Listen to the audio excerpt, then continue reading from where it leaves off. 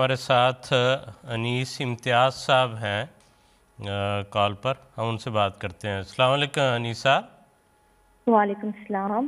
میرا سوال تھا انیسہ کہ نام ہوگا رمضان میں جی۔ ایک دور قرآن پاک کا مکمل کرنے کی ترغیب دی جاتی ہے کہ کم سے کم ایک دور مکمل کیا جائے، تو کیا جائز ہے کہ بغیر ترجمے کے یا بغیر سمجھے، کیونکہ دنیاوی مصروفیات کے ساتھ ترجمے کے ساتھ یا سمجھ کے پڑھنا سم ٹائم مشکل ہو جاتا ہے، تو کیا ایسا جائز ہے کہ بغیر سمجھے اس کو ایک یا دو جتنا بھی اس کو پڑھا جا سکے؟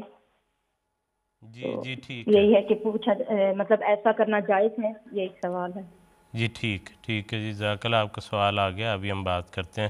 خان صاحب جی، بات یہ ہے کہ قرآن کریم خدا تعالیٰ کا کلام ہے، اور حضور صلی اللہ علیہ وسلم نے فرمایا کہ یہ بہت بابرکت کلام ہے، اس کو صرف پڑھنا ہی جو ہے وہ ثواب کا موجب ہے، اور حضور نے فرمایا کہ اس کا ایک لفظ جو ہے وہ بھی پڑھنے سے اتنی نیکیاں ملتی ہیں، اور فرمایا الف لام میم ایک لفظ نہیں بلکہ 3 لفظ ہیں۔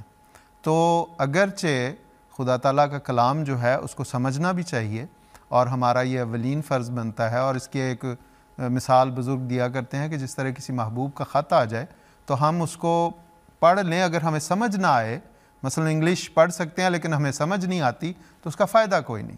تو جب تک اس محبوب کے خط کے اندر کیا ہے وہ نہ پتہ چلے اس کا مزہ نہیں آتا۔